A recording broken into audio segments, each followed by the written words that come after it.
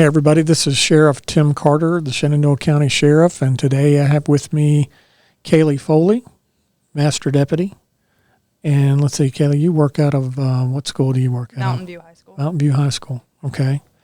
And Russell Racey, Deputy Racey. Russell, what school are you assigned to right now? I'm at Honey Run Elementary School right now. Okay. Yep. Why did you gravitate to this position? Any thoughts on that? For me, I like being I've always wanted to be in law enforcement, but I've always wanted to make a difference within my community. Right. So being at the high school that I graduated from really makes me fulfill that. So I really enjoy working with the kids, the admin, and all the teachers as well, and getting to know the parents of the children that we work with. Right. How about you, Russell? So this was a long time ago now. But do you remember Donnie Pierce with Woodstock Police Department? Yeah, I do. So he was the SRO at the time whenever I went to Central. Right. And just my relationship with him, the things that he was there doing with us every day. Right. I really enjoyed that. That was something that I wanted to be able to do. Right. He was there every day, and with him it was awesome because he was your best friend. He'd do anything in the world for you. But there was a line, and as long as you didn't cross that line, he stayed your best friend. Right. But once you hit that line, then he'd have to step in and do his job. Right. But he was a good man, somebody that I really respected, and that was probably the first thing that made me think I wanted to do this when I got older. Right. So the typical day when you guys work as a school resource officer in Shenandoah County, what's the kind of the first thing that you do? So we get there before the kids get there, before Right. the buses unload, before the parents drop off. Bell rings, they go to class. Then I do a security check on all the doors, all the interior doors inside the building. And then after that, do foot patrols throughout the day. So where we're seen in the hallways, and then we kind of rotate between foot patrols and security checks to make sure the doors are not left open, propped open, anything like that. Talk to me a little bit about the relationship with kids that you have.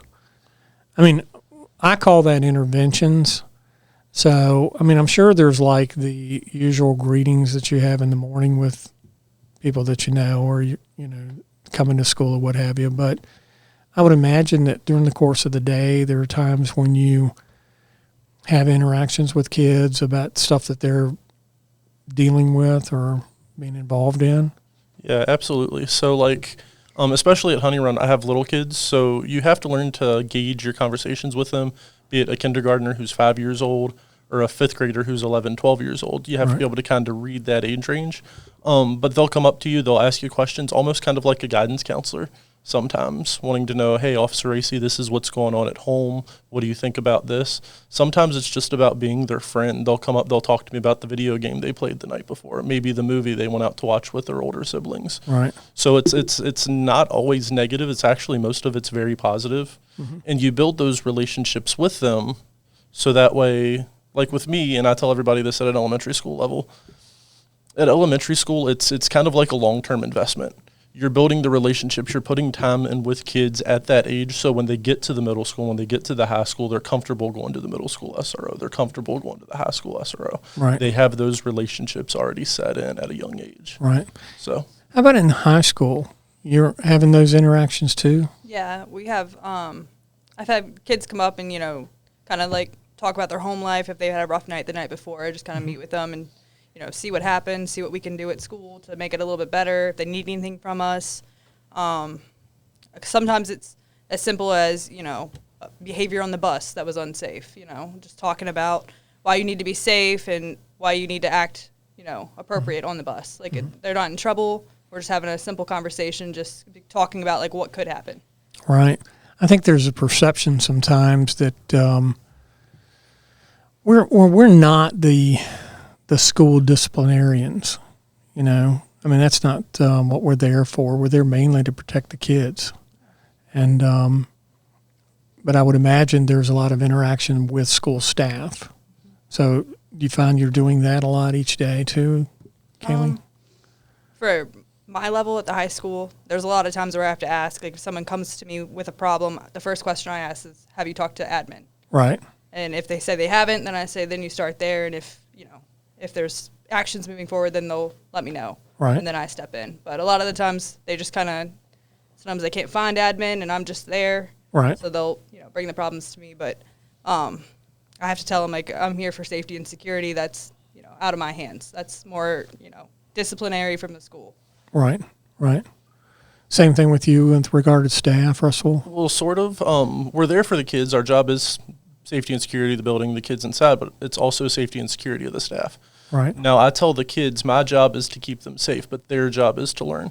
So as far as like going into classrooms and classroom interaction, unless a teacher invites me in, I don't want to interrupt that time for students. Right. But there are times that teachers will be like, hey, will you come in and talk to my class? Will you come in and do this with us? We're going outside to do this activity. Will you come outside and do that with us? And absolutely. So I do go out and do those things. In the morning, I spend a lot of time with staff. They'll come up to my desk. Hey, this is what's going on for the day. This is what we've got for the day. Right. As far as the administrators go, I have a really good relationship with them. There's even times that they might call me whenever I'm off to be like, hey, what do you think about this? What do you think about this? Right. So I do build those relationships with them also. Right.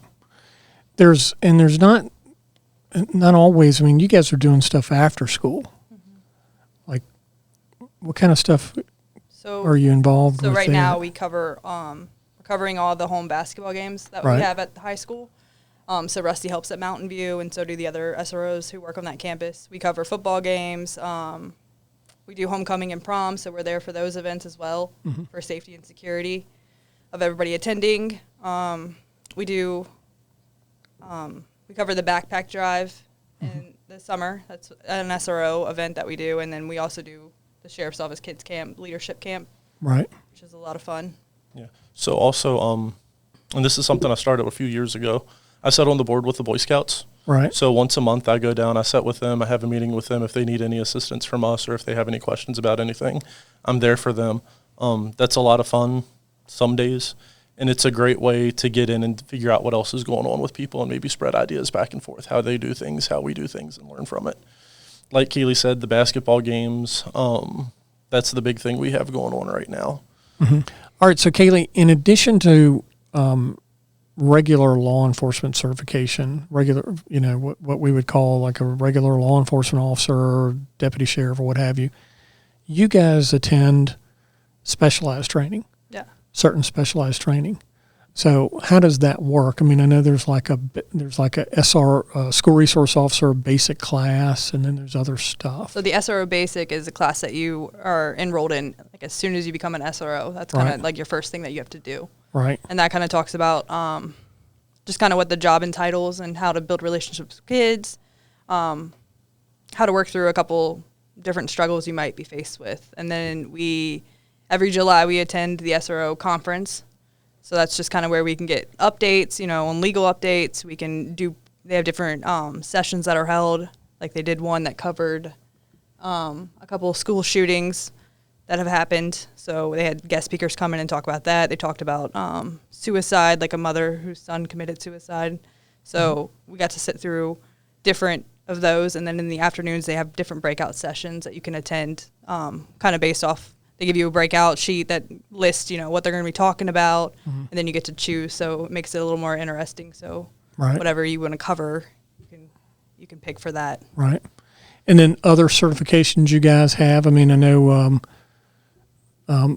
you both have taught DARE, mm-hmm. so both are certified DARE instructors. So I just went through DARE school last year. DARE school was actually fantastic because you learn how to teach the class, but you learn how to teach the class by people teaching you the class. So the same thing that I ask the kids to do now in DARE, I have to get up and do the same things at DARE school. So you build your relationship. Like it's awkward being an older person and having to get down and do some of the things you might ask an 11 or 12-year-old to do.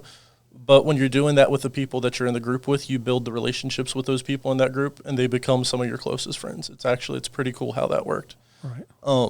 DARE's a lot of fun. It's a fantastic class. It's one of the trainings I probably went through and I enjoyed the most. So. Okay. Well, guys, listen, thanks so much for coming. And be careful out there. And I know you guys are working hard. And I know the parents that I speak to, the school administrators, and people in the public in general, they really appreciate what you guys are doing. So thank you so much, okay? Yes, sir. Thank you, sir. All right. Again, this is Shenandoah County Sheriff Tim Carter. Thanks for joining us today. And if you'll follow us on my YouTube channel at Timothy Carter, please go ahead and subscribe when you're there so you can get new show notifications. Thanks so much.